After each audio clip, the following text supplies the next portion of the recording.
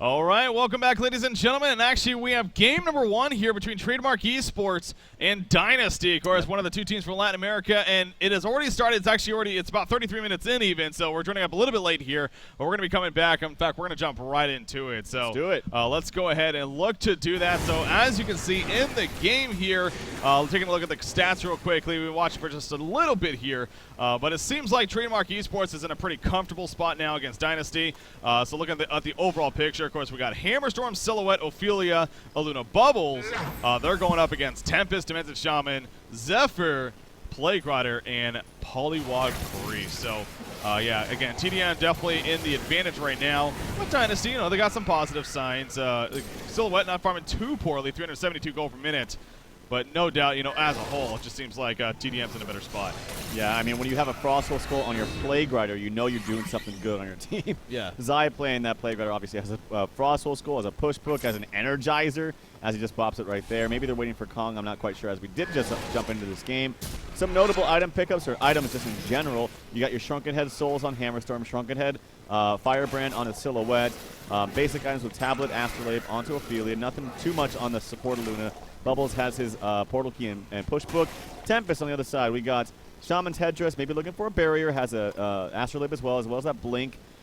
Zephyr has that Helm of the Black Legion, Shrunken Head, the Ghost Marchers, and the Frostburn. Plague Rider, I already outlined that. And then, of course, Polywog Priest has the Face Boots, being Noob GNL, has to have the Ghost Marchers. Has the Portal Key for Initiation, a Blessed Orb for something, and, of course, that Shrunken Head. Yeah, so yet again, another Zephyr game here. Obviously, the first series that we covered, of course, being Complexity versus Gary Johnson. Both games Complexity picking Zephyr, and it just seemed like it worked out for them. Both those games, of course, taking the series 2-0. So here we are. We do have, now this is the newest skin on Zephyr. I believe it's called the Twista skin here. Yeah. You see right there, it's actually pretty badass. So, of course, Limp this time around, playing it for Trademark Esports, farming it up a little bit. And right now he already has the Frostburn finish. He has a Soul's Bulwark and a Shrunken Head on top of that, on top of this Ghost Marcher. So yeah, very, very comfortable spot here.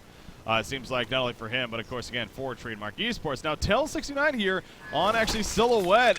He's level 17. I mean, he's definitely keeping up there at least in levels. And again, the farm, it's not taking off by any means, but it's still farming solid. He's got his own Shrunken and that Firebrand, so on his way to not looking too bad.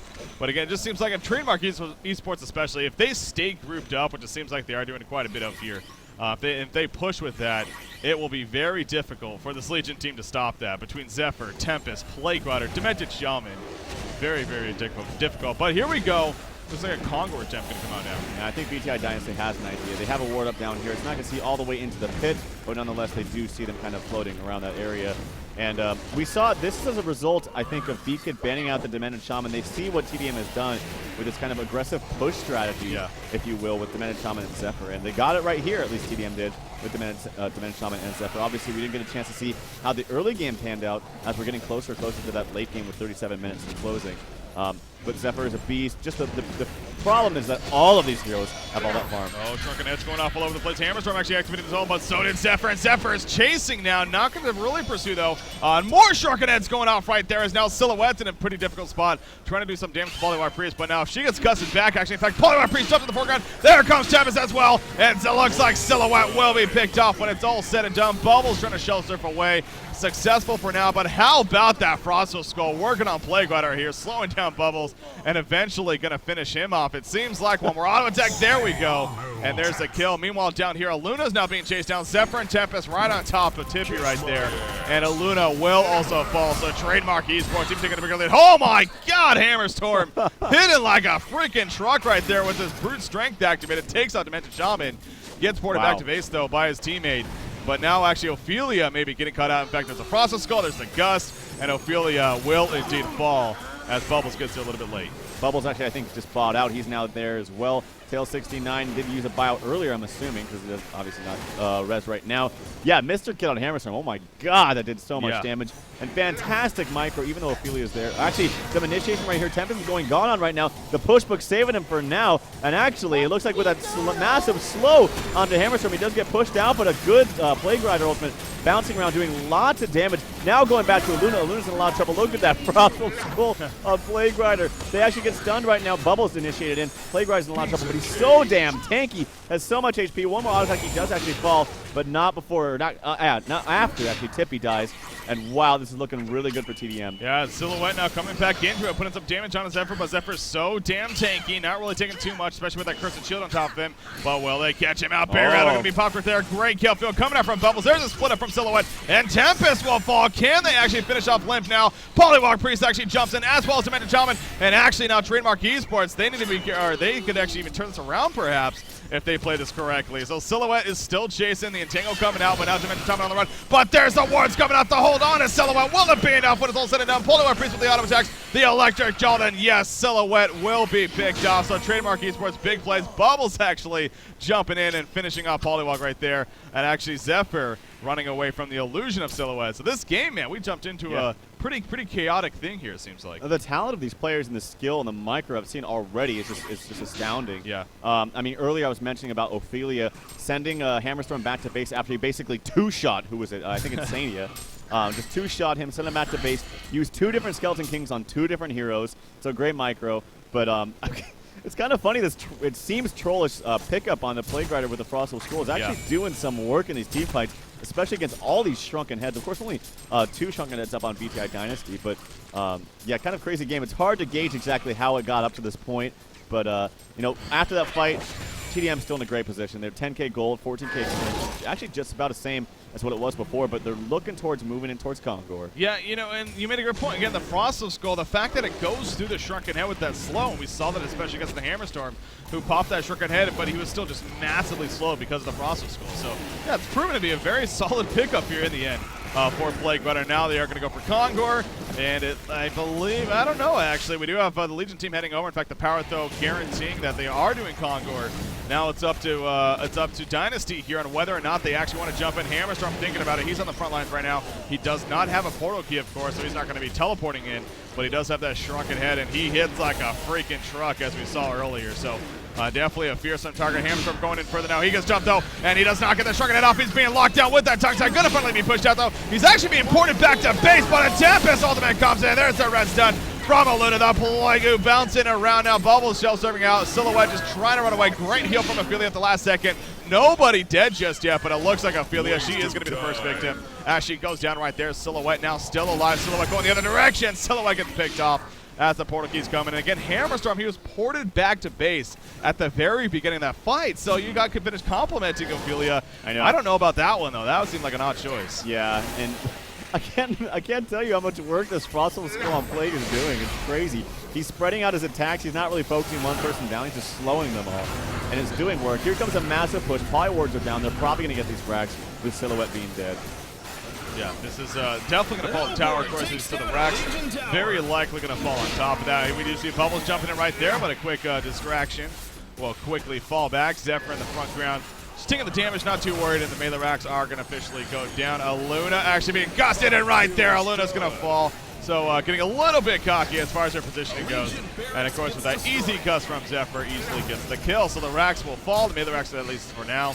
The ranged racks is next in line. In fact, there we go. And Trademark Esports slated is starting to get really out of hand now in their favor, as you can see. In fact, Energizer even popped right there as they run out towards the bottom lane. Energizer. Yeah, I mean, 20k experience, 17k gold. It's getting pretty crazy. But to credit BTI Dynasty, they're actually staying in this a little bit better than I think they should. Yeah, and actually, Dynasty is going to go in right here. Speaking of that, Hammerstorm jumps in with the Shrunken Head. Silhouette points in, but look at Hammerstorm. He is now dropping as soon as that Shrunken Head goes off. Trying to turn this around on to Zephyr, though. Zephyr taking the damage. Galvanize is going to be activated, giving them the armor boost as well as the movement speed. But Zephyr, the twist of Zephyr, going to fall back before he eventually gets finished. This is a very back-and-forth fight in that sense. Both teams really committing quite a bit. Ophelia is now getting jumped. Genji's about a double tablet coming out, and Ophelia will be fine. Wow, I mean, this usually doesn't happen. Usually you have the quick burst, the pick off, and then it goes from there. Both teams, though, managing to keep their teammates alive. Very well played together. I mean, the push books, the tablet of commands on this Legion team especially are just doing work for them. They're utilizing them very effectively and working well as a team. Like, they're playing well as a team. They're very skilled. Like, I'm watching them, and Hammerstorm is doing very well he's hitting like a truck, even with just the items that he has. I shouldn't even say that. Shrunken Head and Demonic is pretty good, but it is 43 minutes, and he's only farming 323 or around there gold per minute. But their team play is fantastic, and it comes back to the early game, which I unfortunately didn't get to see, but tdM is still a very strong position right now.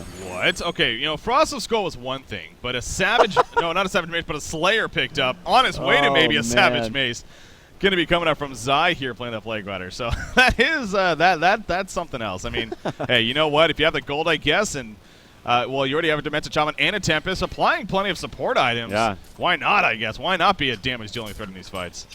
Yeah, honestly. And if Polywall can get a Shrunken Head and like a hold on to, you know, the Hammerstorm for a long time or the Silhouette, you're going to have a lot of damage output from Plague Rider, if you can believe it. Plague Rider and sorry, not Demented Shaman, but Zephyr. So.